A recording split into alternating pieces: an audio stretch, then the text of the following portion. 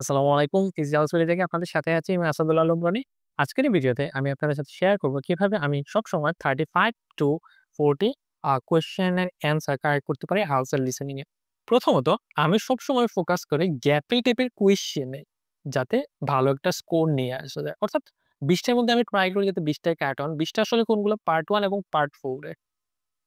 Part 1 এবং part 4 এ যে gap fill গুলো থাকে সেখানে প্রেডিকশন হচ্ছে সবচেয়ে বেশি ইম্পোর্টেন্ট। অর্থাৎ আপনি যখন লাইনটা পড়বেন, অডিও চালানোর দরকার নাই। আপনি যখন লাইনটা পড়বেন, যদি আপনি প্রেডিক্ট করতে পারেন যে আচ্ছা এইটা হচ্ছে এখানে উত্তর বসবে, তাহলে আপনি অবশ্যই এই উত্তরটা পিক করতে পারবেন। এখন যদি এরকম হয় যে আপনি লাইনটা পড়ে বুঝতেছেন না যে এখানে আসলে উত্তরটা কি বসবে, সেই গ্যাপ ফিল আপনার মিস করার চান্স হচ্ছে 99%। ওকে? সো ট্রাই করেন গ্যাপ ফিল এর ক্ষেত্রে যে লাইনগুলা থাকে সেখানে সেই গ্যাপের মধ্যে কি বসালে আসলে উত্তরটা কারেক্ট হবে সেটা যাতে আপনি বুঝতে পারেন। ঠিক। সো যখন আপনি গ্যাপ ফিল একটু ভালো হয়ে যাবেন, তার পরবর্তীতে কি কোয়েশ্চেন টাইপ থাকে? Map, matching, MCQ. ম্যাপ এবং ম্যাচিং এর মধ্যে ম্যাচিং আসার চান্স হচ্ছে একটু বেশি। ম্যাপ আসলে সব টেস্টের মধ্যে আসে না। আম খুব কমই হচ্ছে মানে ম্যাপ আসে। তো এমসিকিউ আসার চান্স হচ্ছে 100%। অর্থাৎ আনসার লিসেনিং এ এমসিকিউ গ্যাপ ফিল এগুলো 100% আসে। ম্যাচিং এবং ম্যাপ আসার চান্স একটু কম। তবে ওই ২ টার মধ্যে আবার তুলনা করলে ম্যাচিং আসার চান্স বেশি। ম্যাচিং এর ক্ষেত্রে আমি বলব, যদি আপনি কম্পিউটার বেস টেস্ট দেন সেক্ষেত্রে ট্রাই করেন লিখে ম্যাচিং প্র্যাকটিস করার জন্য। অর্থাৎ ২ টা বক্স থাকে, রাইট? ম্যাচিং এর ক্ষেত্রে। সো ২ টা বক্সের এক সাইডে তো অপশন ABCD, সেই অপশনের কিওয়ার্ড মার্ক করার কোন ধরনের কোন অপশন আপনি কম্পিউটার বেসড এ পাবেন না IELTS এর টেস্টের দিন। অর্থাৎ সেন্টেন্সটার সাইজটা যদি এত বড় থাকে, আপনাকে বুঝা লাগবে এত বড় সাইজ পড়েই। অর্থাৎ এই পুরোটা সেন্টেন্স থেকে আপনাকে মানে পিক করা লাগবে উত্তরটা। ওকে? ABCD যেটাই হোক আপনি কিওয়ার্ড মার্ক করে সেটাকে ছোট করার কোনো অপশন নাই কম্পিউটার বেসড এ।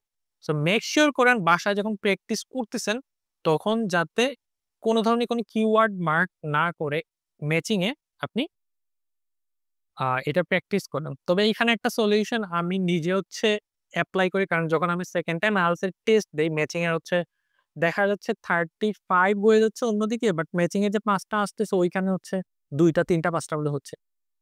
কয়েকটা টেস্ট দেওয়ার পর দেখতেছি যে না, ম্যাচিং এ তো আসলে আর ইমপ্রুভ করা যাচ্ছে না। দেন হচ্ছে একটা স্ট্র্যাটেজি আবিষ্কার করলাম। যদিও এটা আমি আগে থেকেই ফলো করলাম। বাট ওইটা এত বেশি নিজের উপরে এপ্লাই করতাম না আমি। যেহেতু কিওয়ার্ড পেপার বেসড এ মার্ক করে ছোট করে দিত। But computer based A move করার পরবর্তীতে দেখলাম যে না, এটা দিয়ে আসলে হচ্ছে না। আমাকে টোটালি আসলে মুভ করা লাগবে। দেন আমি কি করলাম? আমাদের কম্পিউটার বেসড এর IELTS এর টেস্টে একটা A4 এর পেজ আপনাকে দেয়া হয়। ওকে? সো A4 এর পেজটাতে যখন অডিওটা চলতো আমি জাস্ট কোয়েশ্চেন এর দিকে তাকাতাম। অর্থাৎ একটা সাইডে তো অপশন, আরেকটা সাইডে তো হচ্ছে কোয়েশ্চেন। অপশনে কি আছে আমি ভুলে যেতাম। অপশন আমি দেখতাম না। জাস্ট কোয়েশ্চেনটা দেখে যে A4 এর পেজটা থাকতো সেটা কিবোর্ডটা সরায় আমি সামনে এনে রাখতাম। অ্যান্ড কোয়েশ্চেন এর দিকে তাকাতাম এবং অডিওতে যা শুনতাম বরাবর লিখা স্টার্ট করতাম। লিখা বলতে আমি পুরা সেন্টেন্স লিখতাম না। একটা সেন্টেন্সের মধ্যে আসলে কি বলছে ওইটা জাস্ট সামারিটা লিখে রাখতাম। কারণ সে স্কুলে গিয়েছিল। সো স্কুলটা লিখে রাখতাম। তো স্কুলের দিকে তাকালে পরবর্তীতে আমি বুঝতে পারি আচ্ছা এই অডিওটা স্কুল রিলেটেড কথা বলছে। অর্থাৎ লিখা ছাড়া আমি আর ম্যাচিং এর মধ্যে অন্য কোনো অপশন পাই নাই যে যেটা আসলে কার্যকরী হইছিল আমার ক্ষেত্রে। ওকে, সো ম্যাচিং এর ক্ষেত্রে এইটা কম্পিউটার বেস যদি হন, লিখে প্র্যাকটিস করার অভ্যাস করেন যে অপশনের দিকে তাকিয়ে আসলে আপনি ম্যাচ করার স্কোপ খুবই কম। যদি ছোটখাটো হয়ে যায় যে এমন থাকে যে ২ টা ৩ টা অপশন বা ৪ টা ৫ টা অপশন বা ছোট, ছোট অপশন, সেক্ষেত্রে আপনি হয়তো কপালে বেঁচে যেতে পারেন। বাট যদি অপশনের সাইজ এত বড়, বড় হয়, আমি বলব যে ওইদিন আপনার কপালে শনির দশা লেগে যাবে। ম্যাচিং এর ক্ষেত্রে স্পেশালি বাকিগুলো আপনি হয়তো ভালো করবেন, বাট ম্যাচিং এ আপনার খারাপ হয়ে যাবে। ম্যাচিং গেল। এমসিকিউ এর ক্ষেত্রে ট্রাই করবেন কোন স্পিকার আসলে কথাগুলা বলতেছে। অনেক সময় থাকে না যে jenny, jenny says dash, dash, dash. এখন জেনির নামটা মার্ক করবেন। অনেক সময় দেখা যায় যে ২ জন কথা বলতেছে। একজন মেইল, একজন ফিমেল। এখন জেনি হচ্ছে মেয়েদের নাম বা মেয়ে নাকি ছেলে এটা একটু বোঝা আগেভাগে আপনাকে বোঝা ইম্পোর্টেন্ট। যদি মাইকেল নাম থাকে তাহলে কি বোঝা যাচ্ছে ছেলেদের ভয়েস থেকে আসলে পিক করা লাগবে। ওকে? এখন যদি জেনি নাম থাকে মেয়ের নামটা, তাহলে মেয়ে যেটা বলতেছে ওইটাতে সবসময় ফোকাস করবেন। আচ্ছা এটা। এখন এইরকম হতে পারে যে Michael agree to do. Michael কি করছে? এগ্রি করছিল। হ্যাঁ? So agree to do. Then হচ্ছে মাইকেল এগ্রি করছিল। তো জেনি কথা বলবে। কথা বলার পর দেখবেন মাইকেল বলছে, "উহু।" অর্থাৎ কি সে এগ্রি করছে। মানে এরকম কিছু পিক পয়েন্ট আছে যেগুলো কয়েকদিন টেস্ট সলভ করলে আসলে বুঝা যায় যে ওই জিনিসগুলো পিক করবে। কে এগ্রি করছে, কে কথা বলতেছে এর উপর বেস করে অডিওটা যখন দেখবেন চলতেছে ফিমেলের যদি আপনি কোয়েশ্চেন পড়ে বুঝেন এমসিকিউতে যে আচ্ছা এই উত্তরটা হচ্ছে ফিমেলটা বলবে। তাহলে ফিমেলের অডিওতে বেশি ফোকাস দিবেন। কথা ক্লিয়ার? এটা হচ্ছে ১ নাম্বার ট্রিক্স। আরেকটা ট্রিক্স হচ্ছে অনেকে দেখা যায় ৩ টা যে অপশন থাকে A, B, C এটা হচ্ছে ফোকাস থাকা খুবই টাফ যে চোখ উপরে নিচে, নিচে উত্তর চলে যায়। এটা কম্পিউটার বেসড দেন কিংবা হচ্ছে পেপার বেসড দেন। সেক্ষেত্রে আমি বলব আপনি কি করতে পারেন ৩ টাতে ফোকাস রাখার দরকার নাই। আপনি ১ টা বাদ দিয়ে দেন। জাস্ট ২ টা। এখন ২ টাতে ফোকাস রাখবেন A, B। A, B নিয়ে কি বলছে এটা খুব ভালো করে বোঝার ট্রাই করবেন। ওকে? আপনার কিন্তু একটা আমি অলরেডি কমায় ফেলছি, ঝামেলা কম। এখন যদি দেখেন যে A এবং B নিয়ে যা বলছে সেগুলা উত্তরের সাথে যায়, A গেলে A দিয়ে দিবেন, B গেলে B দিয়ে এখন যদি দেখেন যে না, A, B নিয়ে তো বলে নাই বা যা বলছে এইগুলা নিয়ে তো যাচ্ছে না, তাহলে উত্তর কোনটা? যেটাকে আগে বাদ দিয়েছেন ওইটাই হচ্ছে উত্তর। সো এই ২ টার স্টাইলে হচ্ছে আমি নিজে সলভ করি। আ আপনারা হচ্ছে ট্রাই করে দেখতে পারেন। ১-২ দিনে হয়তো একটু কঠিন লাগতে পারে, পরবর্তীতে আপনি নিজে বুঝেন। ম্যাপের ক্ষেত্রে ম্যাপের ক্ষেত্রে আপনাদের কিছু সমস্যা আছে। আর সমস্যাটা হচ্ছে পেপার বেসড এ যারা আনসার টেস্ট দেন, কম্পিউটার বেসড আমি পড়ে আসতেছি। পেপার বেসড এ যারা আনসার টেস্ট দেন, গাল একটা এরকম হাতে নেন, কলম একটা হাতে থাকে। এই বসে চোখের ইশারায় হচ্ছে কি করতেছেন আপনি দেখতেছেন।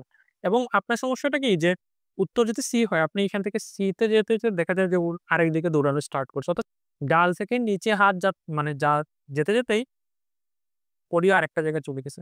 ট্রাই করবেন একটা অ্যাপ্রোচ নেওয়ার জন্য। অর্থাৎ যখন আপনি টেস্টটা দিচ্ছেন, বইটা সামনে নিয়ে বসবেন বা যেটা নিয়ে বসেন, এরকম বসবেন, হাত যাতে একদম নিচেই থাকে, গালের এত আরাম করার দরকার নেই।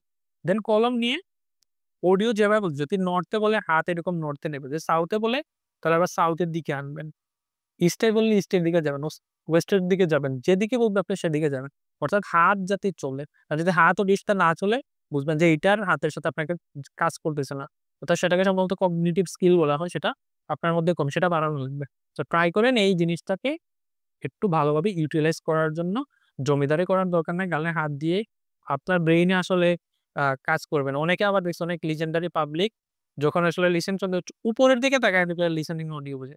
মানে বোঝার ট্রাই করে। এখন আমি আসলে ভাবি যে উপরের দিকে কি লিসেনিং এর মানে সাবটাইটেল কি এড করা থাকে নাকি? যে উপরের দিকে তাকায় সে লিসেনিং করে নিচের দিকে কোয়েশ্চেন সেদিকে তার খেয়ালই নেই। অডিও শেষ তারপরে এসে আন্দাজে A, B, C, D সবগুলা দিয়ে স্টার্ট করে। ওকে? সো এইরকম কাজগুলা করার ট্রাই করবেন না।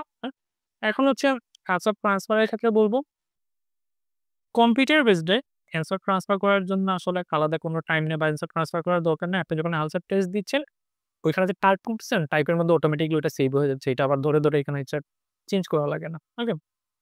বাট পেপার বেসড এ যখন আপনি টেস্ট দিবেন ১০ মিনিট কিন্তু অ্যান্সার ট্রান্সফারের সময় দেয়া হচ্ছে। পরবর্তীতে আপনি অ্যান্সার ট্রান্সফার করবেন। তো এই হচ্ছে আমার নিজের অ্যাপ্রোচ। তবে আরেকটা বিষয় বলে রাখি, রাতে ঘুমানোর ট্রাই করবেন যেটা ১ম দিকে হয়তো বলছি। তো রাতে ঘুমানোর ট্রাই করবেন। মাথা ফ্রেশ তো লিসেনিং, রিডিং সব ক্লিয়ার। মাথায় যদি ঘুম মানে ফ্রেশ না থাকে, ঘুম যদি কম হয়, লিসেনিং, রিডিং হচ্ছে আল্টিমেটলি একদিকে অডিও যাবে, একদিকে হচ্ছে আপনি যাবেন। ওকে? সো ঠিক আছে ইংলিশের IELTS এর যে টেস্ট IELTS একটা ল্যাঙ্গুয়েজ টেস্টিং সিস্টেম ইংলিশের। তো এই জিনিসটা ল্যাঙ্গুয়েজ টেস্ট দিবেন ঠিক আছে। বাট আপনাকে আসলে ওইভাবে প্রিপেয়ার হওয়া লাগবে। অ্যাপ্রোচ এর মধ্যে চেঞ্জ আনা লাগবে। আপনি তখনই পারবেন বা তখন একটা ভালো ব্যান্ড পাবেন যখন আপনি সেটা ডিজার্ভ করবেন। লাস্টে হচ্ছে আরেকটা বোনাস পয়েন্ট আপনাদেরকে দিয়ে দেই। যদি মনে হয় যে আমি অডিও বুঝি না, সেক্ষেত্রে কি করব? যদি অডিও না বুঝেন, YouTube এ কিছু অডিও পাওয়া যায়। BBC লার্নিং ইংলিশ এরকম কিছু অডিও পাওয়া যায়। অডিও প্লে করেন আর লিখেন। মানে অডিও যা শুনবেন তাই লিখবেন। ১ সপ্তাহ এই কাজ করেন, একদম এবার বিন্দাস হয়ে গেছেন মানে হচ্ছে অডিও বোঝা স্টার্ট করছেন। ঠিক আছে? সো আজকের জন্য এতটুকুই। ভালো থাকেন। ধন্যবাদ।